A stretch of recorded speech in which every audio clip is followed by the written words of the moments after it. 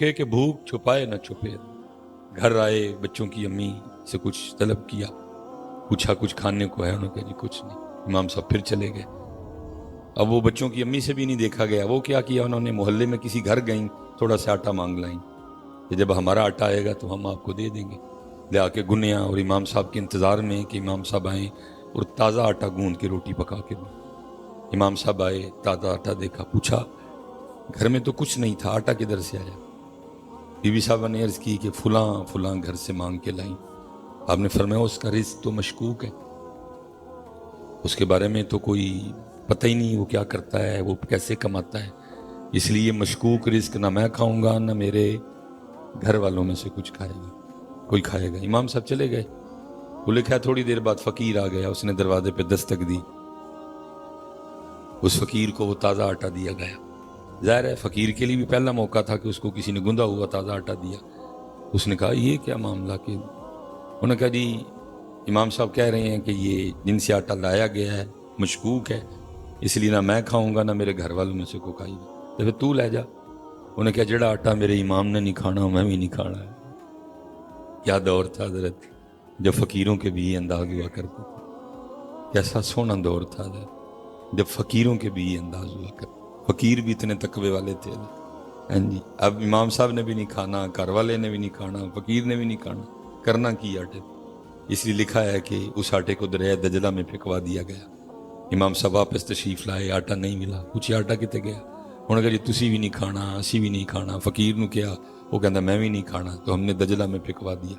فرمایا یہ کیا ظلم کیا، اب تک اس آٹے کو دجلہ کی مچھلیاں کھا چکی ہوں گی، جب تک احمد زندہ رہے گا آج کے بعد کبھی بھی دریائے دجلہ کی مچھلی بھی نہیں کھائے گا۔ یہ پتر معیار تھے ان کے، لیکن کیا ہے، ادھا دسیا نہیں، کوئی جو بولا وہ بھی آدھا ہی بولا ہم نے، وہ بھی پورا بولا۔ باقی پتر کئی ٹاپک ایسے جو جیسے یہ مسجد ہے، کتابیں بھری پڑی ہیں لیکن بولا ہی نہیں کوئی بھی، اس لیے اب لوگوں کو پتہ ہی نہیں ہے جگہ کیا ہے۔ لوگ اس کو چھوڑ کے ایم این اے اور ایم پی اے کی طرف جا رہے ہیں، یہاں آتا یہاں ویرانی ہے، یہاں بندہ ہی کوئی نہیں۔ ایم این اے تے ایم پی اے دے گھر جڑے ویلے جاؤ دنیا کھلوتی ہے، اللہ کیا ملتا ہے۔ میاں صاحب نے کمال لکھ دیا، فرمایا مانگت کولو منگن والا، مانگت کولو منگن والا تے رہندا میشا خالی، اوے اس کی دینا دان محمد جیڑا آپی خالی۔ لیکن کیا ہے، کام ہی نہیں ہوا، اس موضوع پہ بولا ہی نہیں گیا، اس لیے اب لوگ ادھر نہیں آتے، لوگ ایم این اے اور ایم پی اے کے گھر جاتے ہیں۔ اللہ کیا کر سکتا ہے، کیا کر لے گا۔ میاں صاحب حضرت جی رولا، میاں صاحب دل پہ دستک دیتے رہے، لیکن ہم نے بھی میاں صاحب کی بات سنی، کانوں کا چسکا لیا، لیکن اس بات کو دل تک جانے دیا نہیں۔ میاں صاحب تو کہہ گئے آج سے 100 سال پہلے، فرمایا جے او بیلی سب جگ بیلی، کرم اتھو ہی ہونے، کرم نہ ایم پی اے آپ کام آنا ہی تے نہ ایم این اے نے آپ کام، کرم اتھو ہی جے او بیلی سب جگ بیلی، دھیان بیلی بیلی، لیکن کوئی نہیں پتر، اتھے ورانا ہے، اتھے آئی کوئی نہیں، اتھے رونکاں لگیاں نہیں۔ پھر اعلیٰ حضرت نے بھی کہا جو تیرے در سے یار پھرتے ہیں در بدر یوں ہی خار پھرتے ہیں، کھاؤ تکے جا، بولا ہی نہیں گیا۔ بڑی شان جی، بڑا پروٹوکول اس گھر کا، اس گھر کے کیا کہنے بچے۔ کتابوں میں تو لکھا ہے کہ جب اس گھر کی صفائی ہوگی تو جو ذرات، جو تیلے، جو کاکھ اکٹھے ہوں گے ان کو بھی اس جگہ نہیں پھینکا جائے گا جہاں دنیا داروں کے گھروں کا کوڑا پھینکا جاتا ہے۔ اس گھر کے اتنے عذاب، لیکن کیونکہ موضوع بولے ہی نہیں گئے، سیکھا ہی نہیں گیا، سکھایا ہی نہیں گیا کہ یہاں آنا ہے، اور اگر یہاں آنا ہے تو کیسے آنا۔ جڑے آن والے نے انہوں نے بھی کوئی نہیں پتا کیویں، ایسے جویں آندے نے اویں۔ ایسا بندہ کوئی ایک مہینہ کسی ایم پی اے یا ایم این اے دے گھر آن جان لگ پے تو جمرے چ ਉਹਦਾ بھی روب ہو جاتا۔ لوگ کہندے نے بھائی سانوں جننے اسی نمازی بیٹھے ہیں سانوں زمانے ہو گئے نے ہتھے آندے ہاں، ساڈا تے بنیا ساڈا بھی بننا چاہیے سی نا. وجہ کیا ہے؟ سیکھا ہی نہیں کہ یہاں آنا کیسے، سکھایا ہی نہیں کہ یہاں آنا کیا. تو تقریباً 6 یا 7 سال اس گناہ گار نے مصلی کی بھی ڈیوٹی کی ہے، کیونکہ پیر خانے کی طرف سے ڈیوٹی تھی اور بڑا سخت حکم تھا کہ اذان خود کہنی ہے. اذان آپ کو پتہ نا جس طرح یہ اذانیں ہماری مسجدوں میں دی جاتی ہیں، بابے ساڈے گل مندے کوئی نہیں، نہ منہ کو دند دے. سپیکر بھی 70 سال پرانا جڑا بابا جی دے گلے وچ، لیکن وہ باز ہی نہیں آندے. ایسی ایسی عجیب و غریب آوازیں، محمد کو محمد پڑھ رہے ہوتے ہیں. قسم اٹھا کے کہتا ہوں، جب میں صبح فجر کی نماز پڑھنے کے لیے جا رہا تھا تو کسی مسجد میں اقامت ہو رہی، تو وہ اونچی وہ سپیکر میں اقامت، مسجد میں بیٹھا ہوں، انہیں اشہد اللہ الہ الا اللہ کہندا اشہد لا الہ الا. لیکن پھر ایک اور بات کھل جائے گی، قصور بھی ہمارا ہے، کیونکہ سنیاں کل مسجداں لی پیسے ہے نہیں، سنیاں کل قرآن لی پیسے ہے نہیں، سنیاں کل مدرسیاں لی پیسے، سنیاں دے سارے پیسے نعت خانہ تے کوالنا لئی نے، سنیاں دے سارے پیسے نعت خانہ تے کوالنا لئی نے. اینا کل دین واسطے پیسے، اس لیے حضرت جی ہر جگہ غربت ہی غربت، مسجد غربت، مدرسہ غربت، قرآن کوئی پرسانی حال نہیں ہے. نہ ہماری زندگیوں میں قرآن، نہ ہمارے معاملات میں. پتر تاڑی گل تے بعد پہلے تے سانو ہے نا. چلو آج نہ حضرت مجھے پوچھ رہے ہیں، نہ میں حضرت کو پوچھ رہا ہوں، سارے اپنے اپنے کام لگے ہیں، کوئی سسٹم نو چھیڑن نو تیار نہیں. لیکن تیار رہنا ہے ہم نے. یہ اللہ کی بارگاہ میں سوال ہونا ہے کہ تم نے ظلم کیا کیا کہ کتاب اللہ اور کلام اللہ پڑھنے کے لیے تم نے اپنی محفلوں میں بندہ بلایا ایک، اور لوگوں کے لکھے ہوئے کلام پڑھنے کے لیے تم نے بندے بلائے 8. لوگوں کے لکھے کلام پڑھنے کے لیے بندے تم نے بلائے 6. لوگوں کے لکھے کلام پڑھنے کے لیے تم نے بندے بلائے 7. حضرت صاحب جتنا مرضی کوئی شان والا ہو، لیکن اینڈ پہ لکھنا پڑے گا یہ کلام کسی انسان کا، وہ اللہ کا کلام ہے. ٹھیک ہے، لیکن ظلم کیا ہوا ہے ہمارے سٹیجوں پہ؟ اللہ کا کلام پڑھنے کے لیے بندہ تلاوت ایک، اور حضرت صاحب شعر و شاعری تے بندیاں نے کلام پڑھن دی بندے. جب اتر سٹیج والوں نے قرآن کے ساتھ یہ سلوک کیا ہے تو پھر آپ سے میں کیا گلہ کروں گا؟ آپ سے میں کیا گلہ کروں کہ تم لوگوں نے قرآن چھوڑ دیا ہے؟ چھوڑ تو ہم نے بھی دیا ہے، چھوڑ تو ہم نے بھی. اللہ نبی علیہ السلام کی حدیث پاک کا مفہوم ہے تمہاری محافل میں سب سے بہترین محفل وہ ہے جس میں ہر چیز پہ قرآن غالب ہو. اور دکھ سے کہنے لگا ہوں ہماری محافل میں قرآن غالب نہیں ہے، قرآن غائب ہے. قرآن وہ خطیب صاحب نے بھی، نقیب صاحب نے بھی میری طرح کہیں سے کتاب لے لی ہے، نقیب صاحب نے، جس میں شعر ہی شعر لکھے ہیں. اللہ کرے ان نقیبوں کو توفیق ہو جائے حضرت اے قرآن دیاں کو 35 آیتاں بھی یاد کر لیں. او بھائی انقلاب شعروں سے تو نہیں آنا، انقلاب تو قرآن سے آئے. حضور نبی علیہ السلام نے فرمایا جیسے دلوں کو زنگ لگتا ہے، جیسے لوہے کو زنگ لگتا ہے دلوں کو بھی لگ جاتا ہے. صحابہ نے عرض کی سونے محبوب جب لوہے کو زنگ لگتا ہے مختلف طریقوں سے اتارتے ہیں، دلوں کو زنگ لگ جائے تو کیسے اتارنا ہے؟ فرمایا قرآن پڑھ کے اتارنا، موت کو یاد کر کے. زنگ تو قرآن سے اترنا ہے کہ شعروں سے اترنا ہے؟ ٹھیک ہے پڑھو شعر، کس نے روکا یار؟ کو قرآن بھی تے پڑھو، قرآن ہے ہی کوئی نہیں ہے. جب ہم نے قرآن کے ساتھ یہ سلوک کیا تو پھر ان سے کیا گلا؟ اور میں حیران ہوں کہ حضرت سناتے کچھ ہیں کرتے کچھ. سناتے کیا ہیں کہ حضور غوث اعظم رضی اللہ تعالیٰ عنہ ہر رات ایک قرآن پڑھتے تھے. سناتے یہ ہیں کہ حضرت خواجہ معین الدین چشتی ہر رات ایک قرآن پڑھتے تھے. سناتے یہ ہیں کہ حضرت بایزید ہر رات ایک قرآن تلاوت کرتے. سناتے یہ ہیں کہ حضرت سفیان ثوری ہر رات ایک قرآن پڑھتے تھے. سناتے یہ ہیں کہ مالک بن دینار ہر رات ایک قرآن پڑھتے تھے. وہ اللہ کے بندو ان کے لیے یہ سناتے اور خود پوری رات میں صرف ایک بار پڑھتے ہو. وہ کم از کم یار جے نعت خان 8 بلائے دے جو کاری بھی کو 2-3 بلا لیندے، کم از کم یہ کچھ سوچ تو لے کے جاتے، کچھ فکر تو لے کے جاتے ہیں. ان کو ہم اتنا قرآن سناتے، لیکن دکھ کی بات یہ ہے کہ ہم انہیں قرآن کے قریب کر سکے. آج کیا ہے؟ آج حضرت صاحب قرآن میں چلو یہ اسپیشل جو میرے جوان بچے بیٹھے ہیں، میں نہیں کسی سے بھی کہوں گا کہ من کو اچھی جواب دے چھڑو، لیکن دئیو ضرور مٹھا جا جواب. کنی دیر ہو گئی آخری واری قرآن میں ویکھی.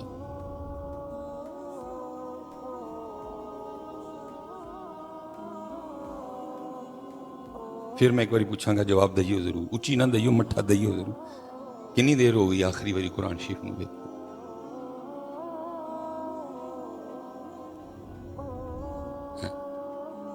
कुरान आपके ख्याल में क्या अल्लाह और अल्लाह का रसूल हमसे इस बातों पे, इन्हीं बातों पे सिर्फ खुश हैं कि हम उम्रे बड़े कर रहे हैं और हम महफिलें बड़ी करवा रहे हैं? तो जिन बातों से वो खुश होते हैं उन बातों की तो हमें हवा नहीं लगी कोई। जिन बातों से वो खुश होते हैं उनकी तो हमें हवा नहीं लगी। मिसाल के तौर पे किन बातों से खुश होते हैं? वल काज़िमीनल गैज़, गुस्सा पी जाना ले तो खुश होंगे। वल आफीना अनिन नास, वो माफ करना ले तो खुश होंगे। क्योंकि आगे दसिया कि खुश हो कि इन्नल्लाह युहिब्बुल मुहसिनीन, बेशक अल्लाह एहसान करने वालों से मोहब्बत करता। तो पुत्र मैं तो हैरान था, तुसी मस्जिद च मुको मुकी होए सोनी बुल पाड़ चढ़े तुझे एक बंदे का। जिन बातों से वो खुश होते हैं हमें तो उन बातों की हवा नहीं लगी। और फिर उससे ज्यादा मुझे तकलीफ ही होती है कि हमारे गुस्से सिर्फ, चलो यार मजा तब था, ये गुस्सा फलस्तीनियों के काम आता, ये गुस्सा कश्मीरियों के काम आता, ये गुस्सा पाकिस्तान के काम, वो तानू पहुंचों के एक दूजे ते ही आंदे ने। ये सियासतदान जो जो जिन्होंने खोखला कर दिया पाकिस्तान को, उनकी जूतियां उठाते होते। मैं अपना जूतियां कहा है लेकिन समझ लो कि मैं ओ क्या है वो चुक दे होती। मैं मस्जिद का लिहाज कर गया अल्लाह का। जिन पे गुस्सा आना चाहिए था, जिन्होंने तुम्हारे सामने तुम्हारी सड़कें बेच दी, जिन्होंने तुम्हारे सामने तुम्हारे इदारे बेच दिए, जिन्होंने तुम्हारे सामने तुम्हारी एक एक चीज बेच दी, उन पे गुस्सा नहीं आता तुम्हें, एक दूजे ते आंदा था। क्योंकि मुझे पता है कि हम पाकिस्तानी रज के बुज़दिल हैं, क्योंकि ये बुज़दिल का काम है। उसको जब भी गुस्सा आएगा उसको कमजोर पे आएगा, ताकतवर पे गुस्सा आएगा। बुज़दिल है सब, मैं ना कोई वोट लेने ने या मैं ना कोई पर्चियां लेनी, सीधी सच्ची बात, ये बुज़दिल का काम है साहब। हाँ मैं अपनी बात नहीं करूंगा। आओ मुकदमा उनकी बारगाह में लेके जाते हैं जिनको दलेरों का शहनशाह कहा जाता है, जिनको आप भी अली के नाम से जानते हैं, जिनको मैं भी अली के नाम से जानता हूं। जहां से दलेरी और बहादुरी फूटती है, जहां से दलेरी और बहादुरी शुरू होती है, जो दलेरों के सर का ताज है, जो पाकिस्तान का सबसे बड़ा दलेर हो ना, जो फौजी एजाज है, उसका भी नाम क्या है? निशान हैदर। जो पाकिस्तान का सबसे बड़ा दलेर हो उसको एजाज भी क्या दिया जाता है? निशान हैदर, क्योंकि हैदर दलेरी का दूसरा नाम। उनकी बारगाह में चल के फैसला करवा लेते हैं, हुजूर सानू दसो असल दलेर कौन?